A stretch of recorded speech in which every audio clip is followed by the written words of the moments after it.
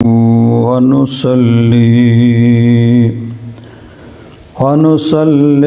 अला रसूलिहिल करीम।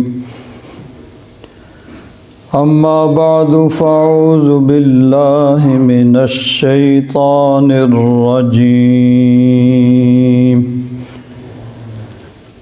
बिस्मिल्लाहिर रहमानिर रहीम।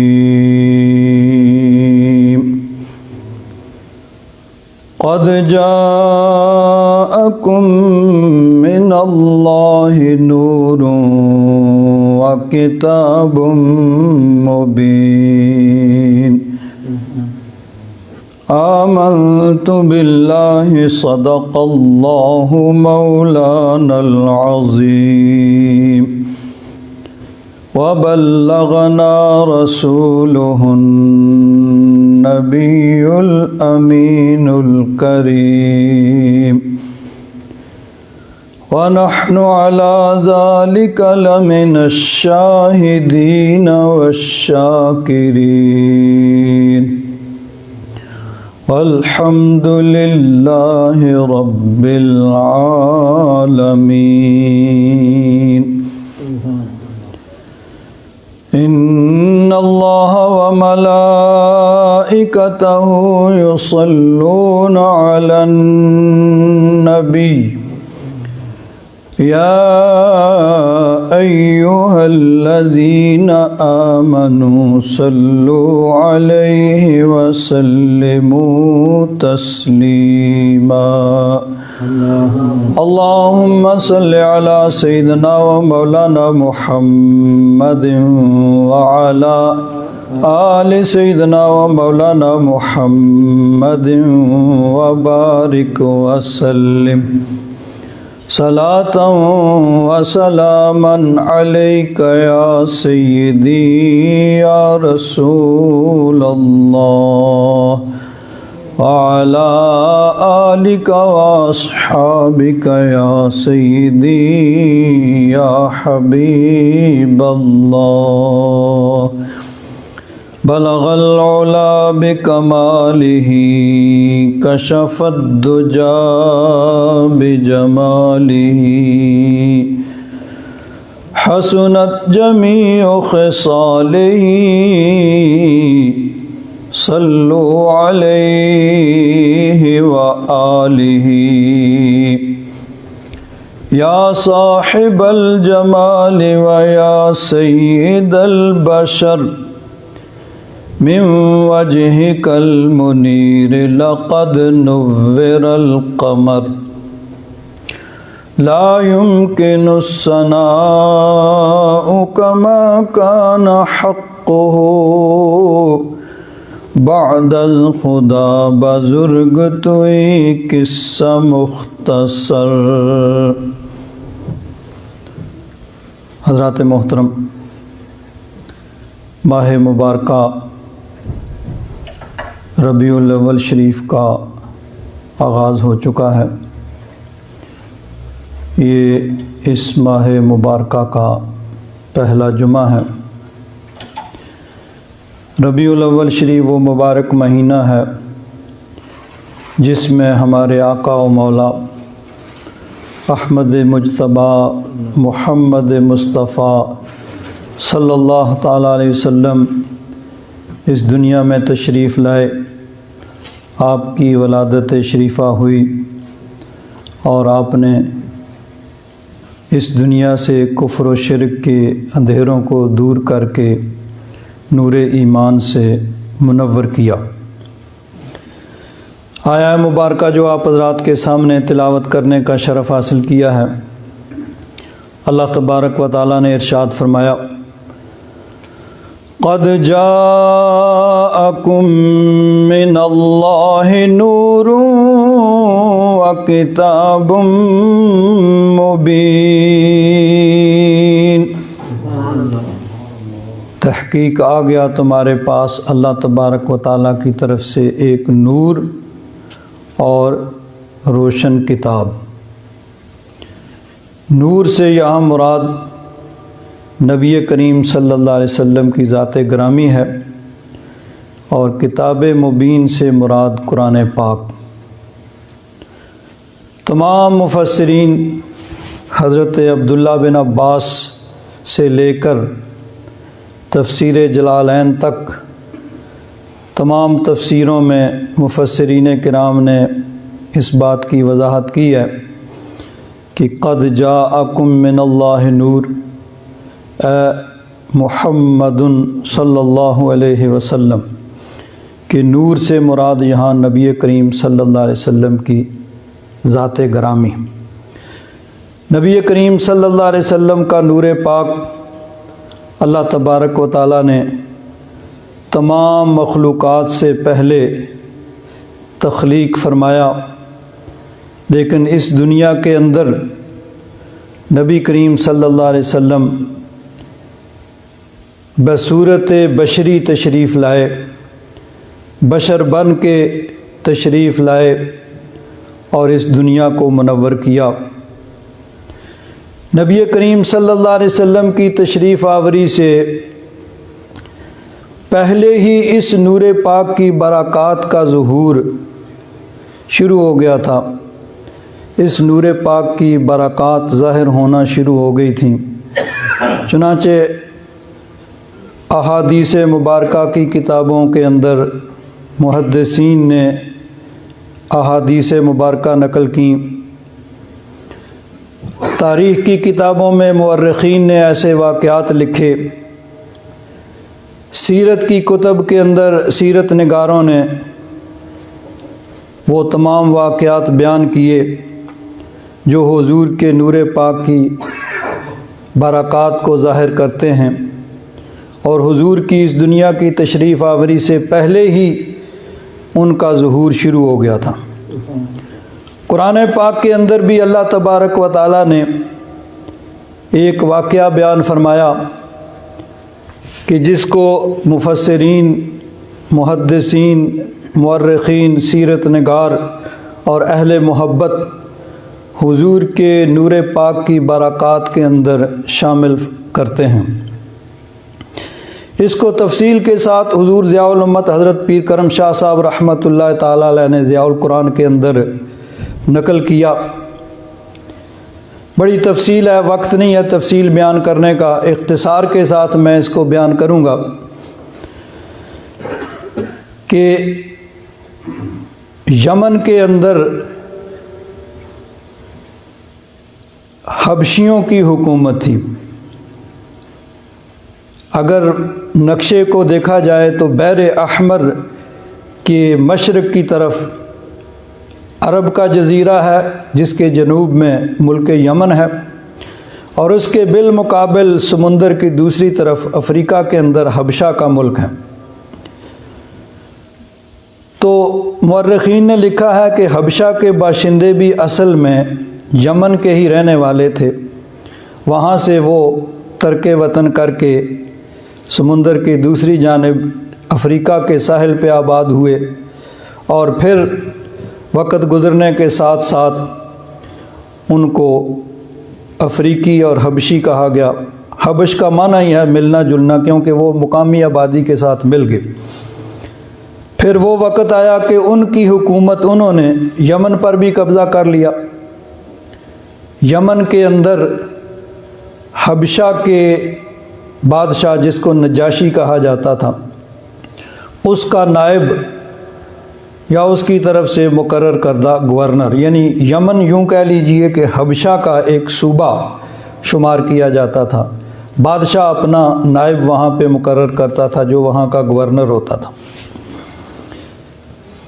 वहाँ पे जो बादशाह ने, नजाशी ने अपना नायब मुकर्रर किया था, उसी की फ़ौज के अंदर एक उसका फ़ौजी अफसर था। उसने उसके ख़िलाफ़ बगावत की, उसको कत्ल करके ख़ुद वो हुक्मरान बन बैठा।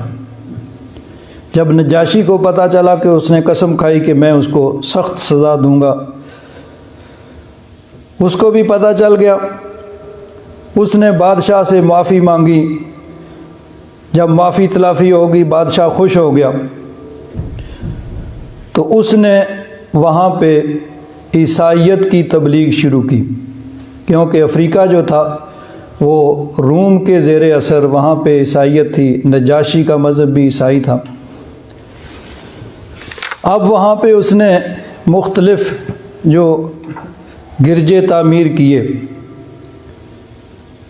बाज़ मुअर्रिखीन ने ये लिखा है कि उसने देखा कि हर साल लोग मक्का शरीफ जाते हैं हज करने के लिए। उसने पूछा भाई ये लोग वहाँ क्यों जाते हैं? उन्होंने कहा जी वहाँ हज करने के लिए लोग जाते हैं। इनका ख्याल है कि हज़रत इब्राहीम अलैहिस्सलाम और उनके बेटे हज़रत इस्माईल अलैहिस्सलाम ने खाना काबा को तामीर किया था, तो उसका हज करने के लिए ये लोग यहाँ से जाते हैं इतने दूर से। उस ज़माने में पैदल सफ़र कई दिनों पे मुहित होता था, बल्कि हफ्तों पे मुहित होता होगा। उसने पूछा कि यहाँ से सिर्फ जाते हैं या पूरी दुनिया से? उन्होंने कहा जी नहीं, बाकी ममालिक से भी लोग आते हैं। उसने कहा फिर तो कोई बहुत शानदार वो कोई इमारत होगी जिसकी ज़ियारत के लिए इतने दूर से लोग जाते हैं। उन्होंने कहा जी नहीं, कोई इतनी बिल्डिंग तो नहीं है, बस मामूली सा एक कमरा है, पत्थरों का बना हुआ है और उसके ऊपर उन्होंने गिलाफ डाला हुआ है, बस उसका तवाफ़ करते हैं। अच्छा वो इलाका बड़ा सरसब्ज़ व शादाब होगा? उन्होंने कहा नहीं, वहाँ तो पहाड़ हैं, पहाड़ों के ऊपर कोई सब्ज़े का नामो निशान नहीं है, पहाड़ों में घिरा हुआ वो खाना काबा है। उन्होंने कहा फिर, उसने कहा कि फिर वो लोग जाते क्यों हैं? कहा जी बस ये इनका ये अकीदा है कि हज़रत इब्राहीम अलैहिस्सलाम ने, हज़रत इस्माईल अलैहिस्सलाम ने उसको तामीर किया था, अल्लाह का हुक्म है इसका हज करो, इसलिए ये लोग जाते हैं। अब उसके दिल में भी ये ठानी कि क्यों ना यहाँ इस तरह का कोई काबा बनाया जाए और लोगों को कहा जाए कि उधर जाने की बजाय इधर आ जाओ। वो सूखे हुए पहाड़ जहाँ सब्ज़े का नामो निशान नहीं, जन्नत नज़ीर वादी है यमन की, और वो एक मामूली सा कमरा है, मकान है जिसका तुम तवाफ़ करते हो। तो यहाँ हम शानदार खाना काबा बनाते हैं, लोगों को कहते हैं भाई इधर आओ तवाफ़ करो, इधर आओ हज करो, तुम्हें हर किस्म की सहूलत मिलेगी। शाह नजाशी को उसने लिखा कि मैं यहाँ पे एक खाना काबा बनाना चाहता हूँ ताकि लोग उधर जाने की बजाय इधर आएँ। और उसने माली फ़वाइद बयान किए कि जब लोग आएंगे तो ज़ाहिर बात है कि अपने मुल्क से सरमाया लेके आएंगे, यहाँ आके चीज़ें ख़रीदेंगे तो इकानमी बहुत अच्छी हो जाएगी, लोग यहाँ पैसा ख़र्च करेंगे, कुछ नजराने पेश करेंगे, और फिर जब लोग दूर दूर से आएंगे तो अपने मुबल्लिग हम उनमें छोड़ेंगे अपने मज़हब की तबलीग के लिए, ईसाईयत की तबलीग के लिए। बादशाह ने इजाज़त दे दी। अब वहाँ पे यमन में उसने, अबरहा ने बहुत शानदार एक बिल्डिंग तामीर की और उसको खूबसूरत बनाया। जब बन गया तो लोगों को कहा भाई आओ देखो, ये देखो तुम उधर जाते हो एक मामूली से खाने काबे की ज़ियारत के लिए, ये देखो कितना शानदार मैंने काबा बनाया है, इसकी आके ज़ियारत करो। लेकिन ये जो मोहब्बत है ये अल्लाह तबारक व तआला की तरफ से होती है। खाना काबा की ज़ियारत के लिए अगर लोग जाते हैं तो इसलिए नहीं कि कोई बहुत शानदार बिल्डिंग है या बहुत पुरफ़ज़ा मकाम है, नहीं। हज़रत इब्राहीम अलैहिस्सलाम ने अल्लाह ताला से दुआ की थी कि या रब्बे ज़ुल जलाल फ़जअल अफ़इदतम मिनन्नासि तहवी इलैहिम, कुछ लोगों के दिल इनकी तरफ माइल कर दे। तो ये अल्लाह तबारक व तआला की तरफ से मोहब्बत दिल के अंदर डाली जाती है और दिल में कशिश होती है जो इंसान को खींच के ले जाती है। अब वहाँ का मौसम देखें, हालात देखें, तो कोई आदमी इस कशिश के बगैर जाना ना चाहे, लेकिन ये कशिश अल्लाह तबारक व तआला की तरफ से दिलों में डाली जाती है। अब उसने बड़ी कोशिश की लेकिन लोग नहीं मानते, लोग फिर उधर जाते हैं। उसने कहा क्या किया जाए कि लोग उधर ना जाएं इधर आएं। सोच रहा है कि कहीं ऐसे करूं, कोई बहाना मिले तो जाके उस खाने काबे को मिसमार कर दूं, ख़त्म कर दूं, जब ना रहे बांस ना बजे बांसुरी। खाना काबा ही नहीं होगा तो फिर लोग कहाँ जाएंगे? लामाला फिर मजबूरन इधर मेरे काबे की तरफ ही आएंगे।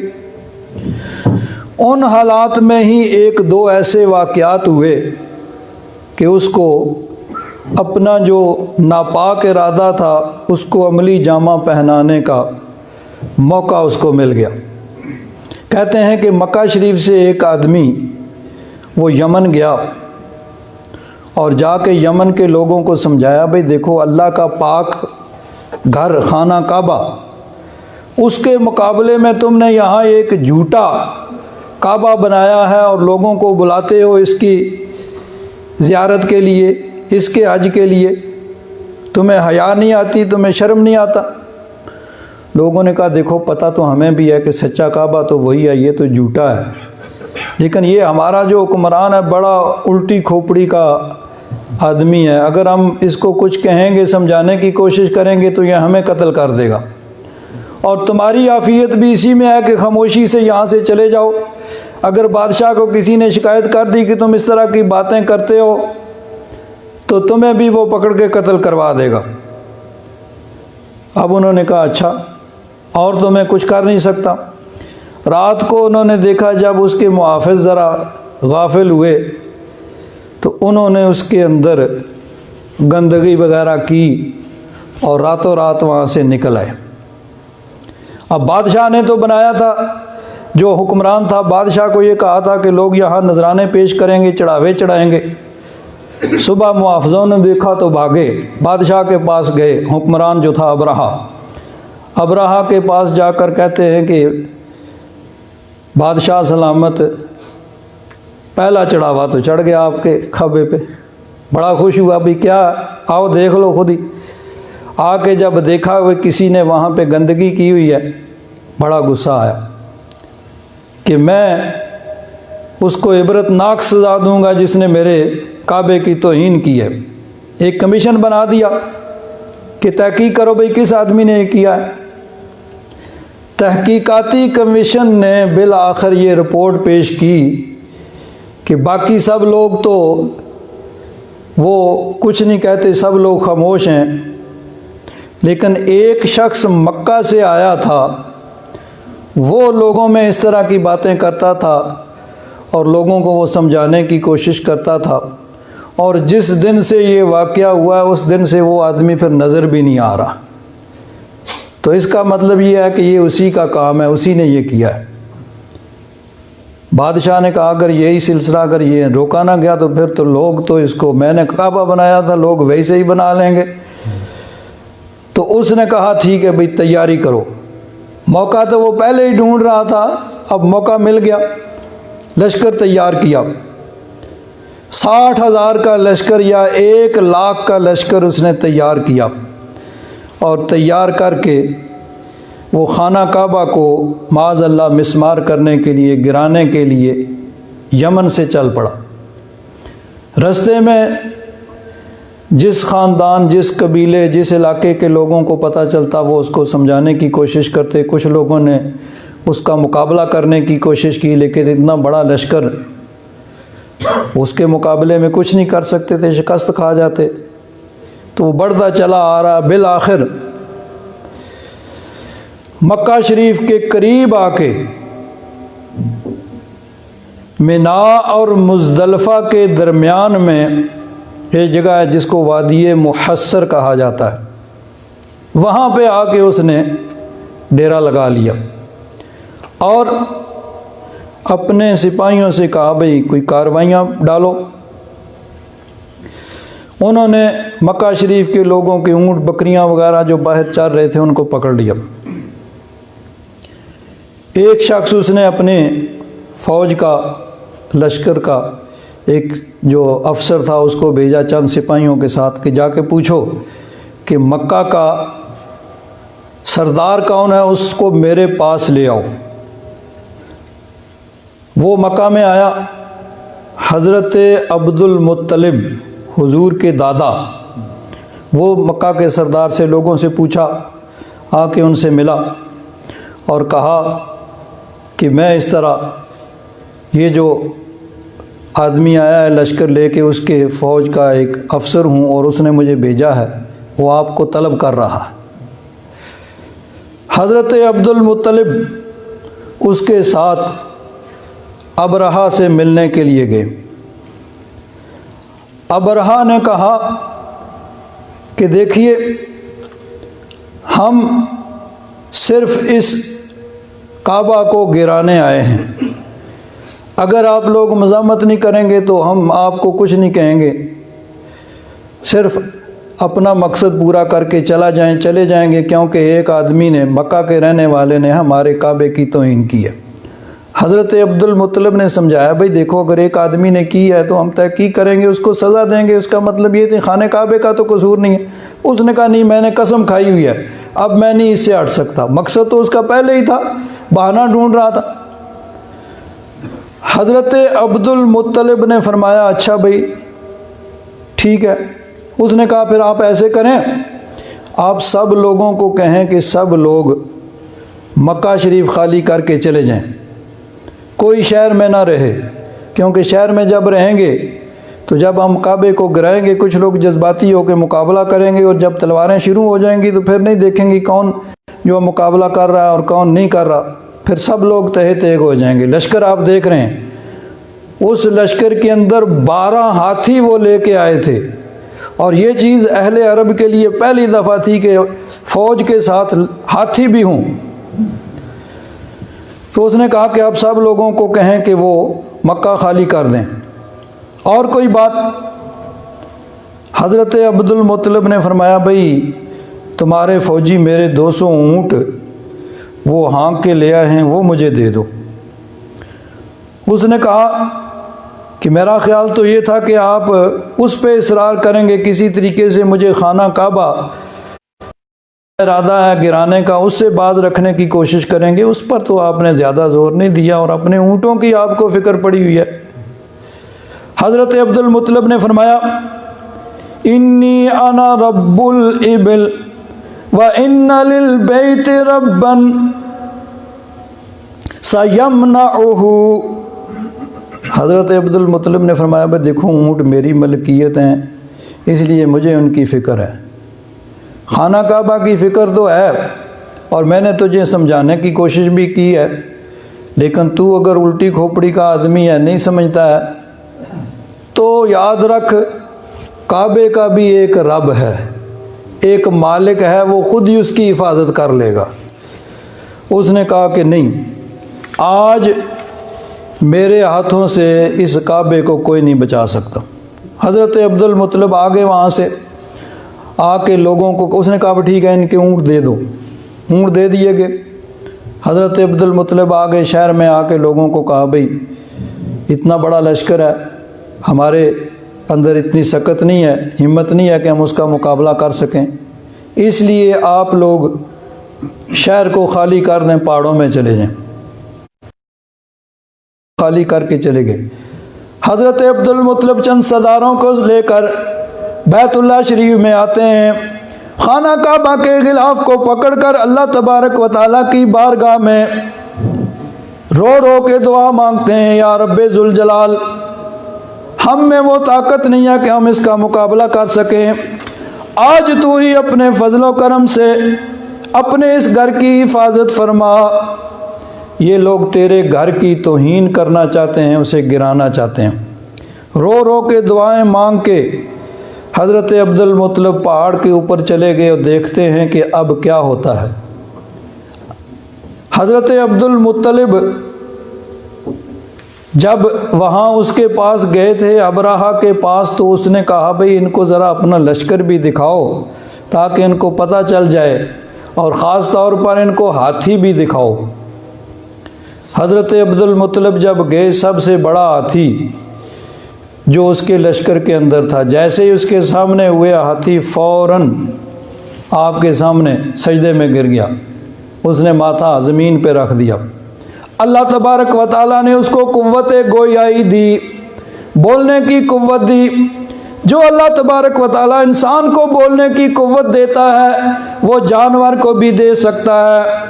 पुकार के हाथी कहता है, अस्सलामु अलन नूरिल्लज़ी काना फी जबहतिक, कि ए अब्दुल मुत्तलब उस नूर पे सलाम हो जो आपकी पेशानी में रहा है। हुजूर के नूर नबुव्वत की बरकत से हज़रत अब्दुल मुत्तलब की ताज़ीम जानवर भी, हाथी भी कर रहा है, सजदे में पड़ रहा है। जब उन लोगों ने देखा ना कि हाथी सजदा कर रहा है, फ़ौरन भागे हुए अबराहा के पास आए कि पहला हाथी दिखाया है तो उसने ही सजदा कर दिया, अगर इजाज़त हो तो आगे ले जाएं। उसने कहा नहीं नहीं बस ठीक है, यहीं से वापस ले आओ। अब जब उसने अपने लश्कर को हरकत की इजाज़त दी कि चलो भाई पेशकदमी करो, तो वो हाथी जो जलवा देख चुका था वो उठने का नाम ही नहीं लेता। उसको मारते हैं। हाथियों को चलाने के लिए उनके पास बर्छे होते हैं जिनके ज़रिए से वो उनको चलाते हैं। उन्होंने उसको कचोके दिए लेकिन वो उठने का नाम नहीं लेता। दूसरी तरफ चलाते हैं तो उठ के फ़ौरन चल पड़ता है। उन्होंने कहा इसको छोड़ो, बाकी लश्कर ले चलो। अब लश्कर लेके जब वो थोड़ा सा आगे चला, हज़रत अब्दुल मुत्तलब पहाड़ के ऊपर से नज़ारा कर रहे हैं, देख रहे हैं कि अल्लाह तबारक व तआला की मदद कैसे आती है और अल्लाह ताला अपने इस खाना काबा की हिफाजत कैसे करता है। जब लश्कर चला तो समुंदर की जानिब से छोटे छोटे परिंदों का एक झुंड, गौल, बहुत बड़ी तादाद में वो आ गए। वो छोटे छोटे परिंदे चिड़िया के बराबर, आज भी जाएं हरम शरीफ के अंदर तो वो परिंदे इधर जाते हैं इधर जाते हैं, अबाबील परिंदे, छोटे छोटे होते परिंदे होते। उन छोटे छोटे परिंदों ने 3 कंकरियां, ज़ाहिर कंकरी उठा सकते हैं, बिल्कुल छोटी छोटी चने के बराबर, 2 अपने पंजों में उन्होंने उठाई हुई हैं, एक चौंच के अंदर उठाई हुई है। वो आते हैं और आके उस लश्कर के ऊपर आके उन्होंने वो संगरेज़े फेंकने शुरू कर दिए। गोया अल्लाह तबारक व तआला ने जहन्नम की आग के अंदर उनको तैयार किया हुआ था, उन संगरेज़ों को, उनकी सज़ा के लिए। वो जिस फौजी के सर पे गिरता, सर पे लोहे का खुद है, हेलमेट उसने लोहे का पहना हुआ है, ऊपर से उसको चीरता हुआ, उसके जिस्म को चीरता हुआ ज़मीन तक चला जाता संगरेज़ा। तो ऐसे उन पे संगरेज़ी हुई। बहुत सारे तो वहीं पे ढेर हो गए, मर गए, और कुछ भागे और कुछ रास्ते में मरे। अबराहा के मुतल्लिक हज़रत पीर करम शाह साहब रहमतुल्लाह ताला अलैह फरमाते हैं, अबराहा सनआ पहुंच गया, यानी मक्का शरीफ से सनआ यमन। अब कितने दिन उसको लगे होंगे वहाँ तक पहुँचते हुए, ज़ाहिर बात है जितने दिन का सफ़र था वहाँ जाकर पहुँच गया। लेकिन उसकी हालत ये थी कि सारा जिस्म नासूर बना हुआ था, हर तरफ उसके ज़ख़म हैं और बह रहे हैं, और वो इतना तनोमंद, वो ग्रांडियल जवान जो था, अब वो चूज़े की मानद हो गया था, इस तरह हो गया था। और उसकी तकलीफ़ बढ़ती गई, यहाँ तक कि उसका सीना शक हो गया और वहाँ अपने मुल्क जाके उसने दम तोड़ा। ये इसलिए था कि सिर्फ मक्का शरीफ वाले ये मंज़र ना देखें, बल्कि रास्ते वाले और यमन वाले भी देख लें कि जिसने अल्लाह के घर की तौहीन की नीयत की है उसका अंजाम क्या होता है। अल्लाह तबारक व तआला कुरान पाक में इरशाद फरमाता है, अलम तरा कैफ़ फ़अल रब्बुका बिअस्हाबिल फ़ील। महबूब आपने क्या नहीं देखा कि आपके रब ने हाथी वालों के साथ, वो लश्कर जो हाथी साथ लाए थे उनके साथ क्या सलूक किया। अलम तरा इस्तिफ़ाम इनकारी है, क्या नहीं देखा, मतलब ये है कि आपने देखा है, आप जानते हैं। हालांकि उस वक़्त हुजूर की विलादत अभी नहीं हुई थी। सीरत में ये आता है कि ये मुहर्रम में वाक़या हुआ और उसके तकरीबन 2 महीने बाद रबीउल अव्वल शरीफ में हुजूर की विलादत शरीफा हुई। तो अब इसी मुनासबत से उस साल को आमुल फ़ील कहा जाता है कि जिस साल में हाथियों वाले लश्कर ने खाना काबा पर हमला किया था और अल्लाह तबारक व तआला ने उनको सज़ा दी। तो हुजूर की अभी पैदाइश नहीं हुई, लेकिन हुजूर निगाह निबुव्वत से सब कुछ मुलाजा फरमा रहे थे।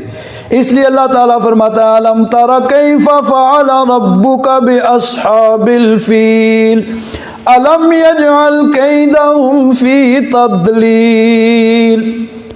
क्या अल्लाह तबारक व तआला ने उनका मंसूबा नाकाम नहीं कर दिया? व अरसल अलैहिम तैरन अबाबील, अल्लाह तबारक व तआला ने उन पर परिंदे भेजे झुंड के झुंड, तरमीम बिहिजारतिम मिन सिज्जील, जो उन पर पत्थर की कंकरियां फेंकते थे। जालहुम कास्फिम माकूल, तो उनको ऐसे कर दिया जैसे खाया हुआ भूसा, यानी जानवर जब चारा खाते हैं ना तो पीछे जो बच जाता है, इस तरह उनको कर दिया। तो ये हुजूर नबी करीम सल्लल्लाहु अलैहि वसल्लम की वलादत शरीफा से तकरीबन 2 महीने पहले वाक़या हुआ। इस सूरह मुबारका की तफसीर के अंदर उलमा ने लिखा है कि ये गोया हुजूर की आमद की एक ख़बर दी जा रही थी कि आज दुनिया में, यानी बहुत जल्द दुनिया में वो आने वाला है जो इस खाना काबा को भी बुतों से पाक करेगा, दुनिया को नूर से मुनव्वर करेगा, कुफ्र व शिर्क को दूर करके यहाँ इस पर ईमान का नूर फैलाएगा। तो हुजूर के नूर मुबारक की बरक़ात हुजूर की इस दुनिया में तशरीफ़ आवरी से पहले ही ज़ाहिर होना शुरू हो गई थी। आला हज़रत फ़ाज़िल बरेलवी रज़ी अल्लाह तआला अन्हु अर्ज़ करते हैं, सुबह तैबा में हुई बटता है बाड़ा नूर का, सुबह तैबा में हुई बटता है बाड़ा नूर का, और सदका लेने नूर का आया है तारा नूर का। और फरमाते हैं, नारियों का दौर था दिल जल रहा था नूर का, नारियों का दौर था, हर तरफ कुफ्र व शिर्क, और इंतहा ये कि खाना काबा जो तौहीद जिसको बनाया इसलिए गया है कि वहाँ से अल्लाह तबारक व तआला की तौहीद का ऐलान हो और तबलीग हो, उसी खाना काबा को सनम खाना और बुत खाना बना दिया गया था। और वहाँ पे 360 बुत सजा के रखे हुए थे और बड़ी धूम से, बड़े धड़ल्ले से उन बुतों की पूजा होती थी।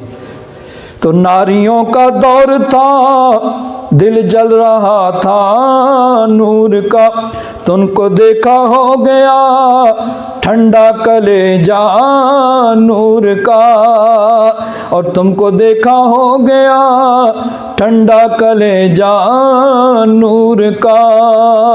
तो ये वो माह मुबारका है जिसके अंदर हमारे आका नूरे मुजस्सम शफ़ी मुअज़्ज़म सल्लल्लाहु ताला अलैहि वसल्लम इस दुनिया के अंदर तशरीफ़ लाए और कुफ्र शिर्क को दूर करके ईमान के नूर को फैलाया। अल्लाह तबारक व तआला हम सब को अपने प्यारे हबीब की मोहब्बत अता फ़रमाए। व आखिरु दावाना अनिल हम्दुलिल्लाहि रब्बिल आलमीन।